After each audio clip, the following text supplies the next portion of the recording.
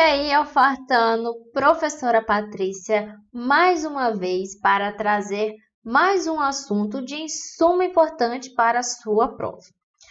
Nesta aula, nós iremos falar sobre a educação em saúde. Nós vamos falar um pouquinho sobre educação em saúde, nós vamos entender o que é educação e um aspecto mais relacionado à área da saúde.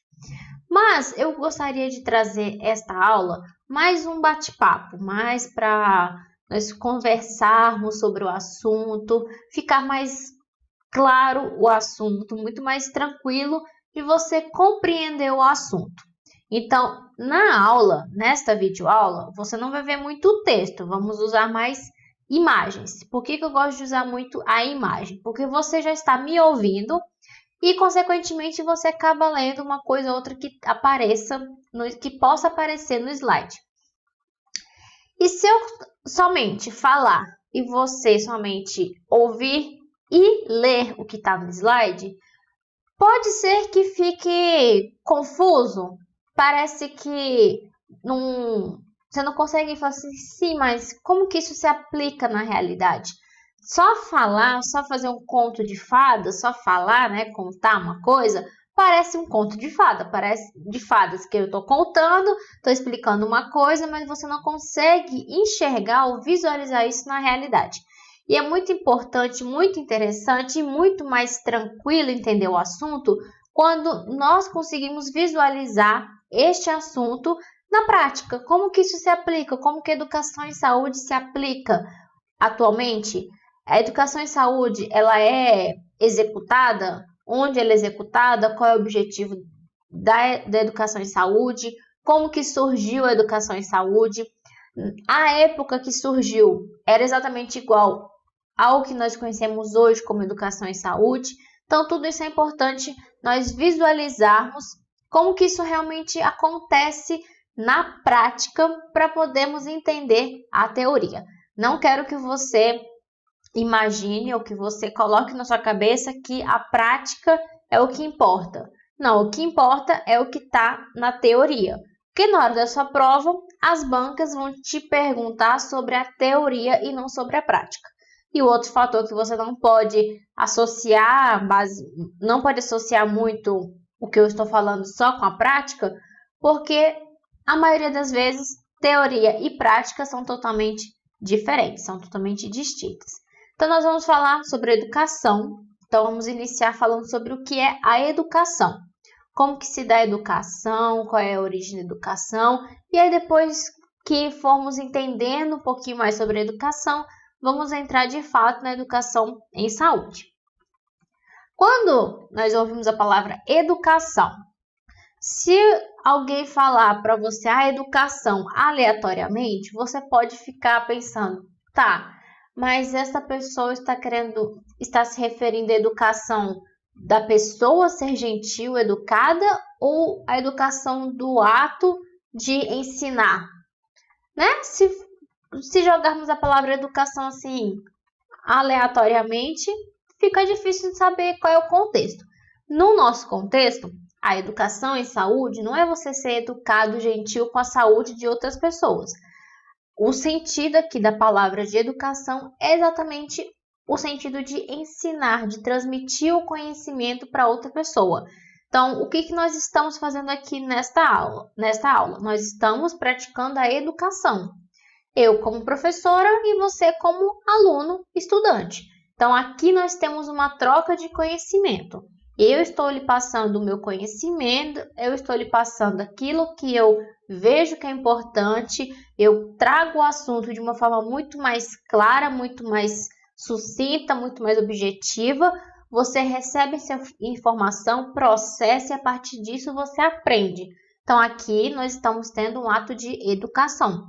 Eu estou lhe ensinando como que você deve estudar, como você deve se preparar para a sua prova quando o assunto é educação em saúde, beleza? Nesta aula vamos falar sobre teoria, vamos aprender direitinho sobre esses assuntos. Então, nós vamos começar rapidinho vendo o slide, rapidinho para entendermos um pouco sobre essa educação.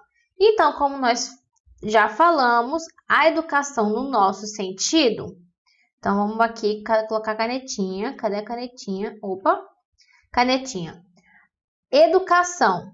A educação é um ato ou efeito de educar, de aperfeiçoar as capacidades intelectuais e morais de alguém.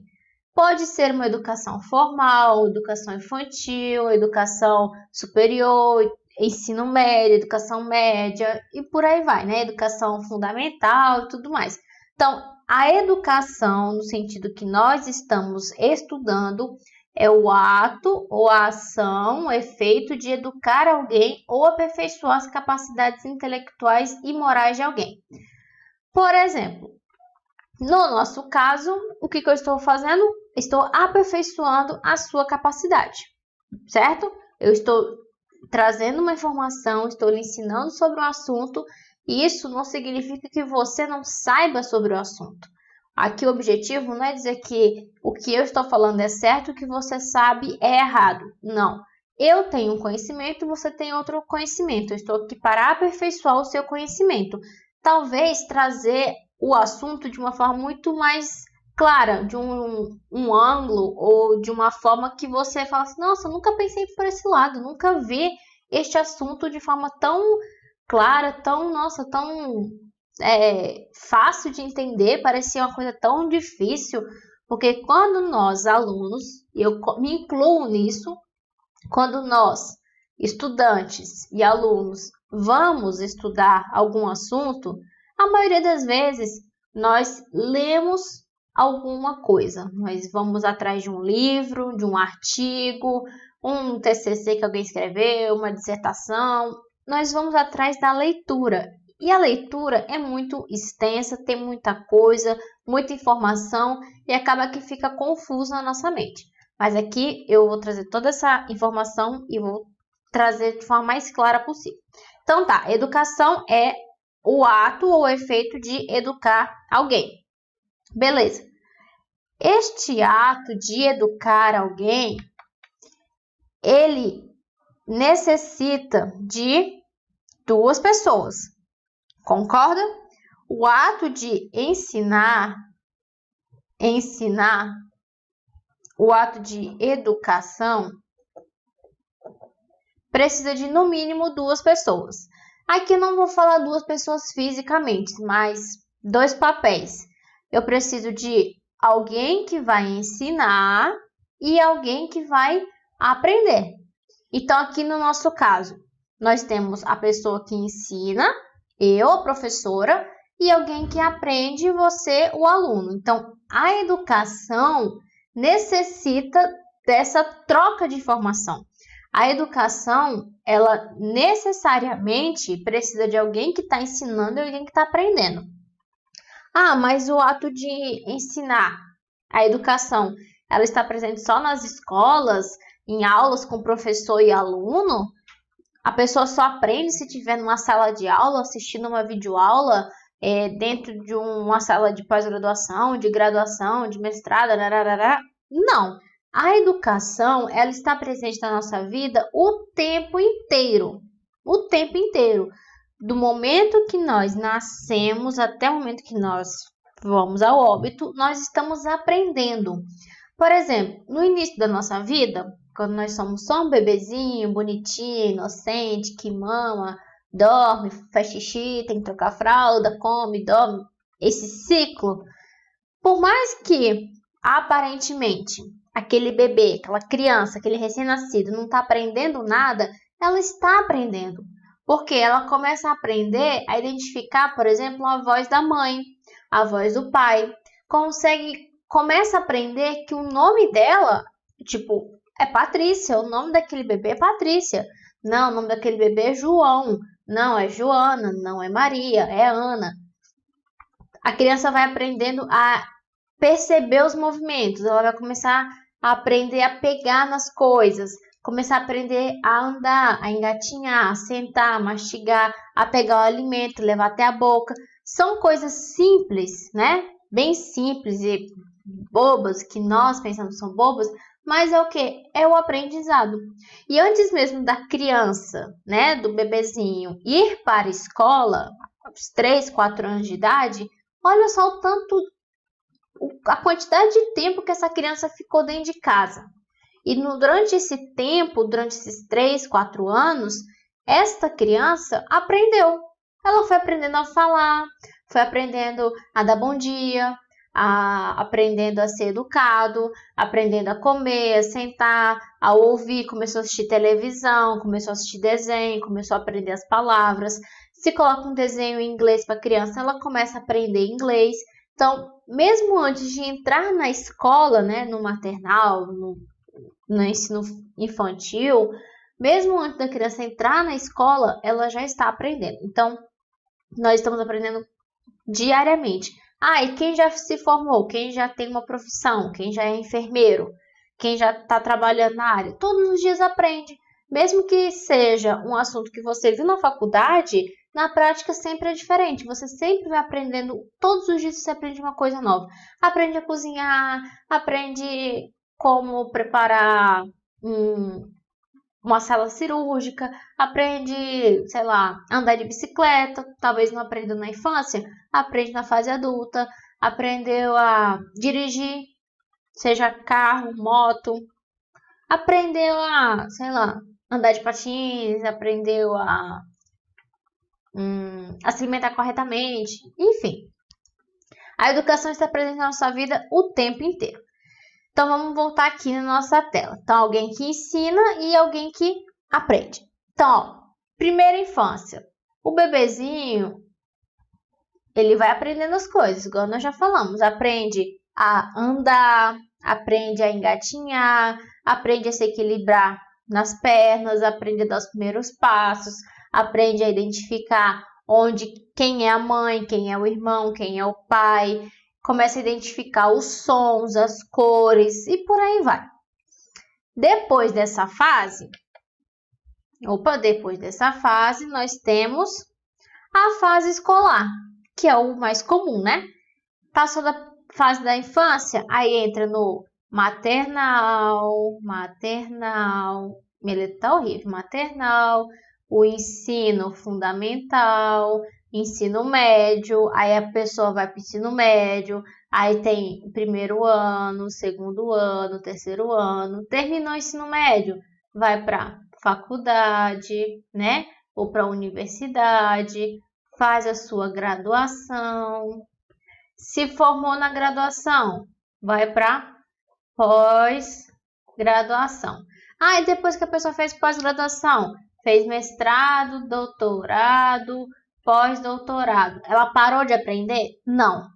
Mesmo que a pessoa tenha passado por todas as fases de educação, né, normais, vamos dizer assim, né, a escadinha, né, nasceu, aprendeu a fazer não sei o quê, a escadinha e chegou lá na pós-graduação, pós-doutorado. Mesmo assim, a parte teórica, científica, ela já aprendeu.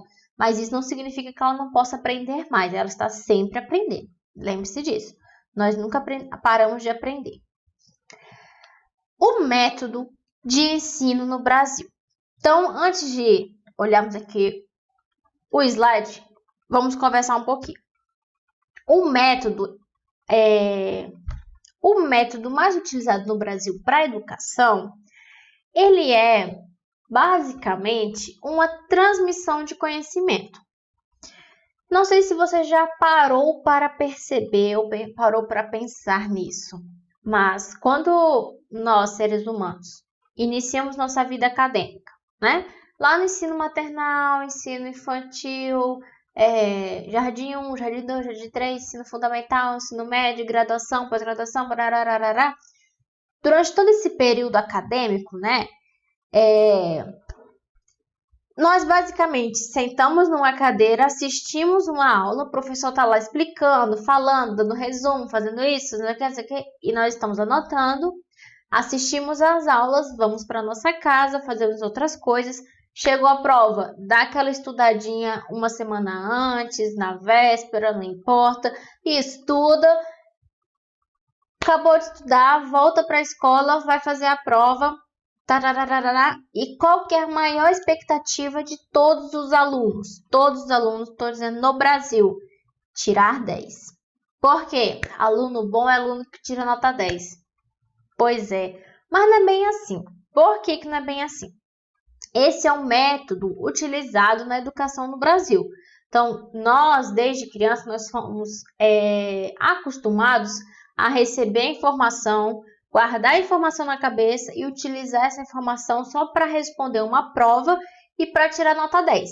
Se eu tirei nota 10 na prova, significa que eu sei do assunto, que eu sou uma boa aluna, que eu sou inteligente, mas não é bem assim.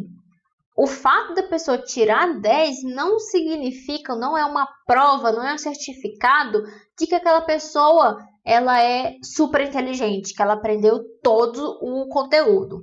A mesma coisa no concurso.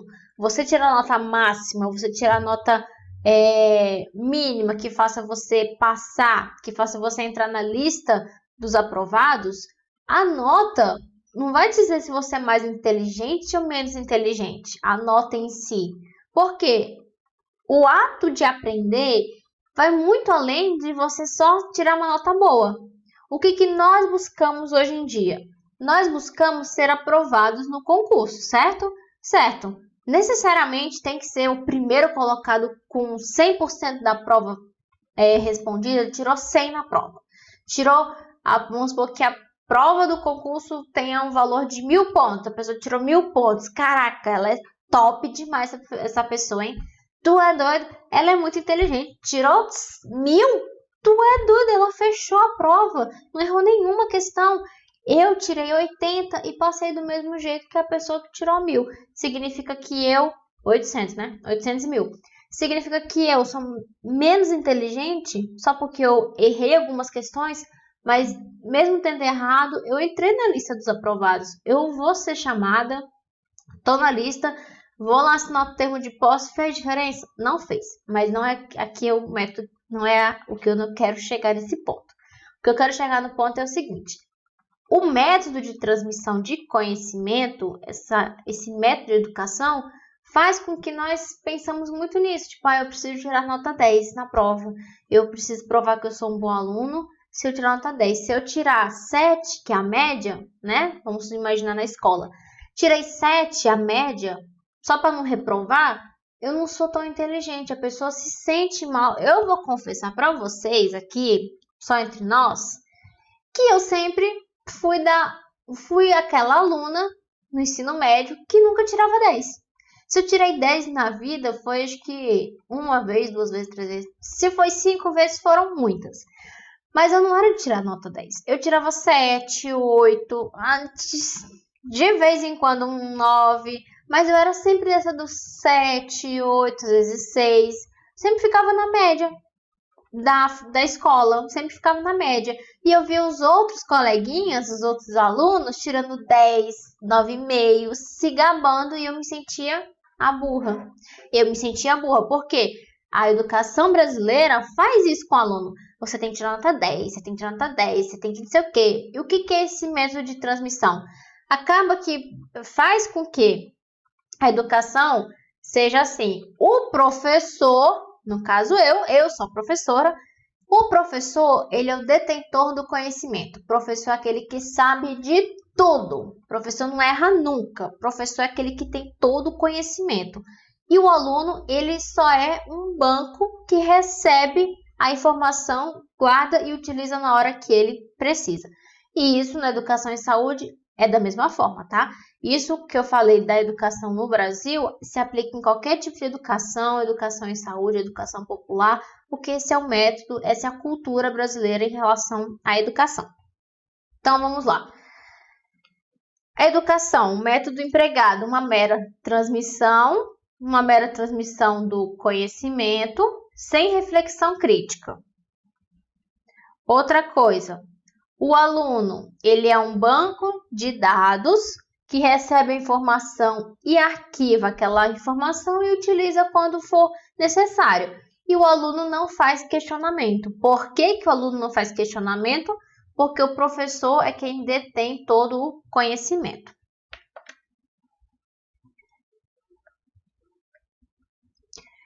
A educação em saúde tradicional, também conhecida como educação sanitária, utilizava esse método que nós acabamos de falar, de mera transmissão de conhecimento. Então, transmissão do conhecimento através de palestras para evitar a doença sem levar em consideração a realidade individual.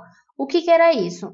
Basicamente assim, as unidades de saúde, as escolas, os ambientes em que ofertava educação sanitária, que é a educação em saúde tradicional, simplesmente fazia assim, o médico falava assim, olha, vocês devem se alimentar corretamente, devem comer muita fruta, muito legumes, muita verdura, comer arroz, feijão, carne, evitar fritura, evitar hambúrguer, evitar muito açúcar, diminuir o consumo de sal, beber muita água, não tomar muito refrigerante, não tomar suco de caixinha e não sei o que. Você tem que fazer atividade física, não pode fumar, não pode beber, tem que fazer isso, tem que fazer aquilo, Se você fizer tudo isso, a sua saúde vai ser assim, assim, assado. Era só uma transmissão de conhecimento e o indivíduo, ele era, a partir do momento que aquele indivíduo recebia informação, ele passava a ser responsável pela sua saúde. Do tipo assim, eu sou médico, eu já te falei, já te dei informação, já disse o que é para fazer. Agora, você que faz. E se não fizer, o indivíduo, ele era culpado pela doença. Então, se o indivíduo participou de uma palestra sobre saúde, ouviu todas aquelas informações, não seguiu as informações, por uma condição social, e ele acabou ficando doente, o médico vai dizer assim, a culpa é sua.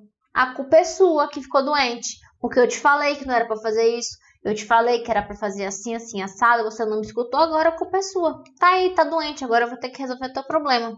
A educação em saúde tradicional fazia basicamente isso. Então, vamos aqui no slide de novo. Então, nós temos aqui, coloquei uma foto aqui, não necessariamente que hoje em dia seja essa educação sanitária tradicional, tá? Hoje não é assim. Mas hoje continua a utilização de palestras, tá? Coloquei aqui uma foto, tá? Aleatória, só para você ver. Os profissionais de saúde responsáveis pelo estabelecimento estão passando uma informação para a população sobre saúde, ensinando as pessoas sobre a saúde. Só que eu coloquei essa foto só para a gente contextualizar um pouco essa questão da educação sanitária tradicional. E aí, o que eu falei, Se a pessoa ouvia a palestra e não seguia as orientações e acabava ficando doente, o indivíduo, ele era culpado. Isso é chamado de culpabilização da vítima. A vítima, a pessoa doente, ela era culpada por aquela doença porque ela não seguiu as orientações médicas. Só que o médico, ao recomendar as orientações, não levou em consideração a realidade do indivíduo.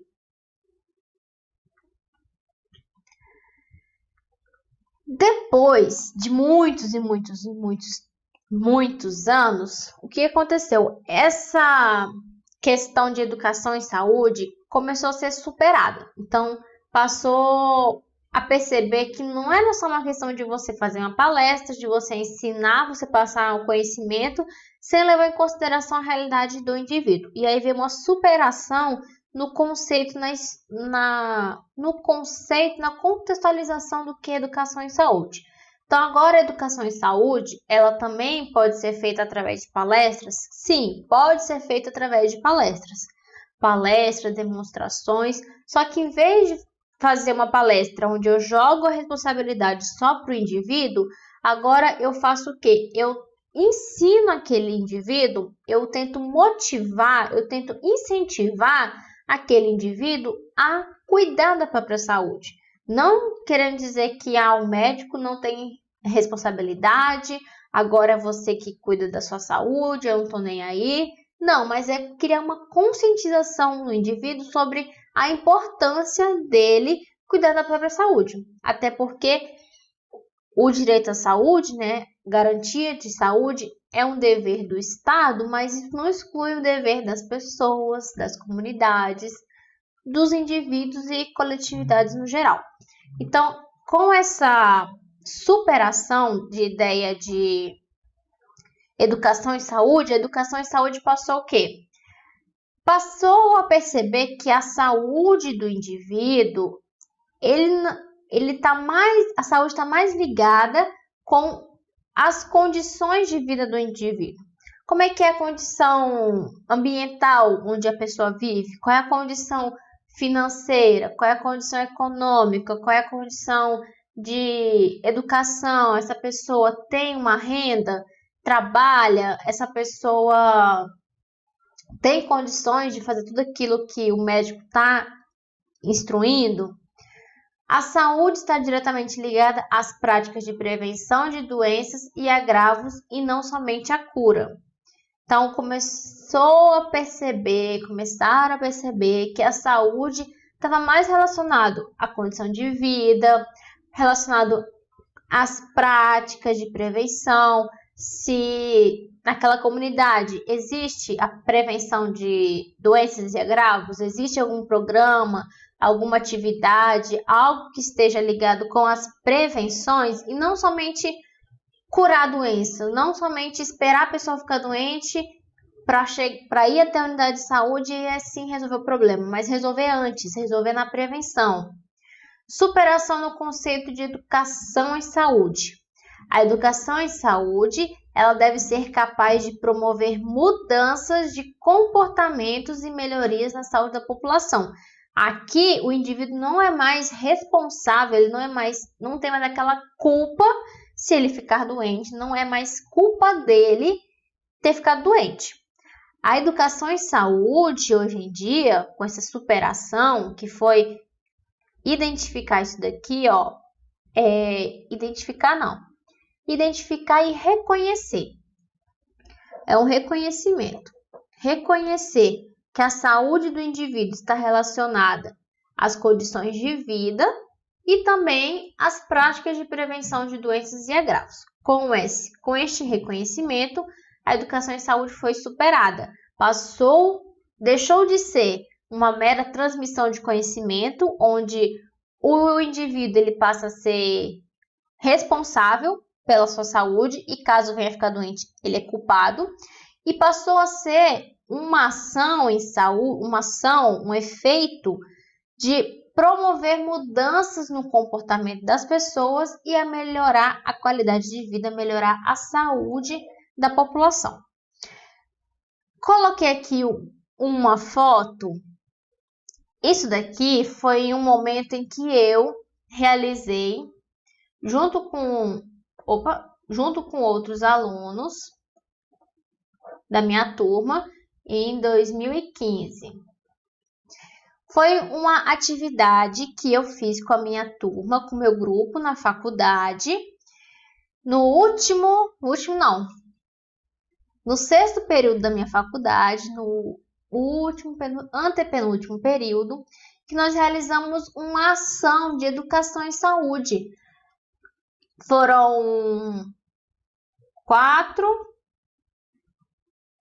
alunos, né, incluindo eu, 4 alunos, nós montamos um café da manhã saudável, nós convidamos profissionais de educação física, convidamos nutricionista, convidamos estudantes de enfermagem para juntos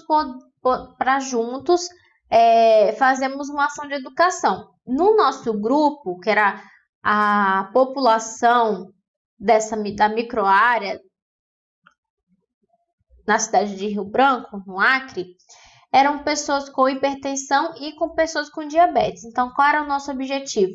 Era trazer informações e incentivar essas pessoas a se alimentarem corretamente.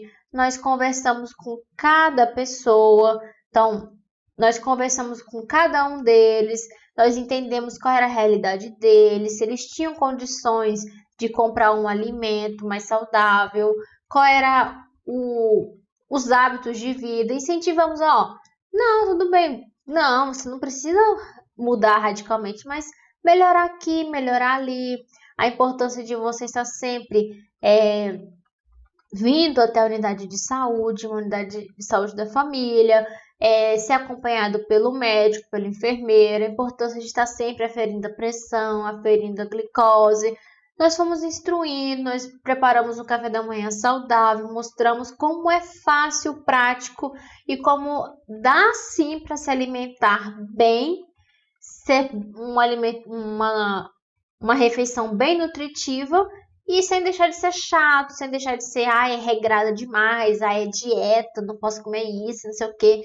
Mas trabalhamos com essas pessoas nesse aspecto, mostrando para elas qual era a importância de mudar os hábitos de vida dela e também como melhorar a qualidade de vida da população no geral. Tá? Então aqui uma fotinha. Outros exemplos. Crianças, adultos, tendo a educação em saúde de uma forma muito mais leve. Né? O profissional aqui está ensinando qual a importância de escovar os dentes, com certeza ele está mostrando qual é a forma correta de escovar os dentes. Aqui, um grupo de crianças e profissionais de educação física estão o quê? Fazendo exercício físico através de brincadeiras, de dança, entendeu? Vamos brincar, vamos dançar, vamos esticar aqui, esticar ali, faz isso, faz aquilo. Uma dancinha legal, brincar de pega-pega, de esconde-esconde, de queimada. Fazer com que a atividade física não seja um peso, não seja um fardo, mas seja uma coisa mais tranquila, mais alegre, mais agradável para todo mundo. Então, a educação em saúde, ela tem o objetivo, o foco de capacitar tanto o indivíduo quanto grupos. E capacitar para quê? Ou capacitar em quê? Melhorar as condições de vida da pessoa, a saúde da população, estimular uma reflexão crítica sobre a sua saúde, sobre a saúde da população, sobre seus modos de vida, sobre os seus hábitos alimentares, hábitos de fumar ou não, de beber ou não, e adotar medidas ou ações necessárias para prevenção de doenças e promoção da saúde. Então, é prevenção de doenças e a promoção da saúde. Histórico, vamos passar rapidinho aqui pelo histórico. A educação sanitária, aquela educação tradicional, ela surgiu no começo do século XX. E ela surgiu como uma necessidade do Estado de controlar as epidemias e as doenças infecto-contagiosas. Então, no começo do século XX, quais eram as doenças que estavam assolando, que estavam afetando a população? Varíola, febre amarela, tuberculose e sífilis. Nós estamos falando de educação sanitária, o surgimento da educação sanitária. Então, é aquela educação que o profissional transmite a informação e a pessoa passa a ser responsável ou culpada pela doença. Então, a educação sanitária ela surgiu porque o Estado começou a ficar desesperado. Falou assim, meu Deus, minha população está morrendo por varíola, tuberculose, febre amarela e as outras doenças. E aí, com a necessidade de controlar essas doenças infecto-contagiosas, que surgiu a educação sanitária ou educação em saúde tradicional.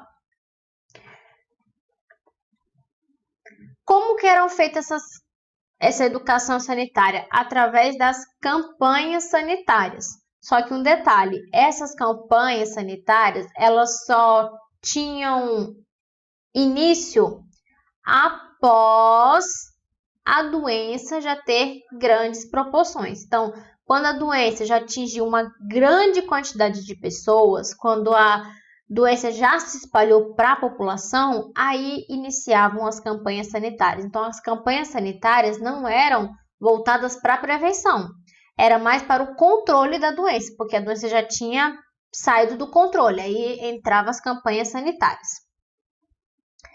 Características importantes dessas campanhas sanitárias. Essas campanhas sanitárias, elas eram como um ato de força e autoridade. Então, o instrumento de ação das campanhas sanitárias era a força e a autoridade. As vacinas obrigatórias também eram uma característica que estava presente nessas campanhas sanitárias. Visita nas casas, intervenção forçada e despejo de informação sobre higiene. Se eu te falar de força e autoridade, vacina obrigatória e vistoria nas casas, o que você vai lembrar? Ou o que vem na sua cabeça quando nós falamos de campanha sanitária, força, autoridade, vacina obrigatória? O que vem na sua cabeça?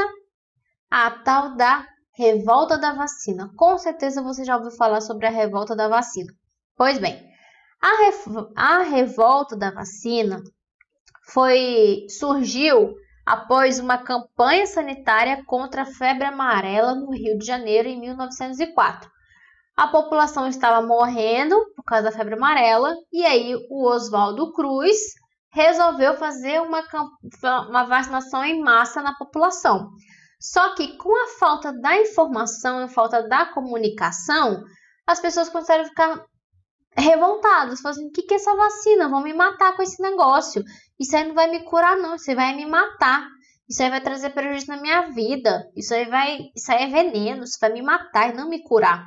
Então, essa campanha sanitária, ela ficou conhecida como a revolta da vacina, onde as autoridades, os policiais invadiam as casas, obrigavam as pessoas a se vacinar, as pessoas fugiam, as pessoas não queriam, porque as pessoas não conheciam, porque não havia uma comunicação, uma troca de saber entre as autoridades e a população. Essa campanha também foi conhecida como o Código da Tortura. O que causou toda essa revolta? A falta de um diálogo, a falta da comunicação, a falta de uma educação em saúde que tivesse a capacidade de mudar o comportamento das pessoas ou mudar o entendimento da pessoa, mudar os hábitos de vida ou mostrar como que a vacina era importante e não era uma ameaça, certo? E aí, nós tivemos a Revolução de 64, né, com o governo, quando os militares tomaram posse do governo, a educação e saúde começou a mudar um pouquinho mais. Então, a partir deste golpe militar no governo, em 1964, havia uma busca maior por participação popular para uma participação popular melhor na educação, mas ainda existia a questão da culpa. A pessoa ainda era culpada, responsável pelo problema de saúde dela. E as doenças que acometiam nessa época, tuberculose, malária, doença de Chagas, altos índices de mortalidade, acidentes de trabalho, mas aqui começaram a perceber, começaram a buscar mudanças na educação sanitária, né? Principalmente a participação da população. Na década de 70 e 80, nós tivemos um movimento realmente, aqui sim que foi a transformação, a mudança do pensamento, do olhar sobre educação e saúde. Então, a educação e saúde, a partir da década de 70 e 80, ela estava voltada para a dinâmica e a realidade das classes. E aí, também nesta década, nesse intervalo aqui de década, nós tivemos também o movimento que chamou Movimento Popular em Saúde ou Educação Popular em Saúde, que é basicamente o quê?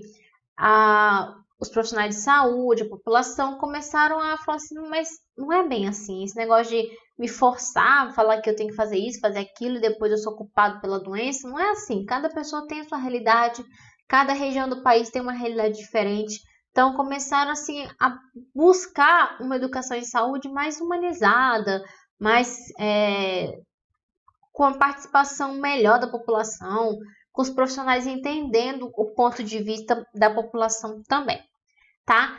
Nós passamos um pouquinho do tempo, mas foi para a gente conseguir terminar aqui a aula sobre Educação em Saúde, falando um pouquinho sobre o contexto, sobre o conceito, sobre um pouquinho de história, como que era antigamente e hoje em dia como que está sendo. Hoje em dia já é mais voltado para troca de saberes, de conhecimento, e os profissionais de saúde, eles reconhecem que o indivíduo, eles também tem uma carga de conhecimento, que eles também são importantes e que eles não são menos inteligentes, ou que eles não sabem de alguma coisa, mas cada um sabe um pouco e é importante ter essa troca de informação.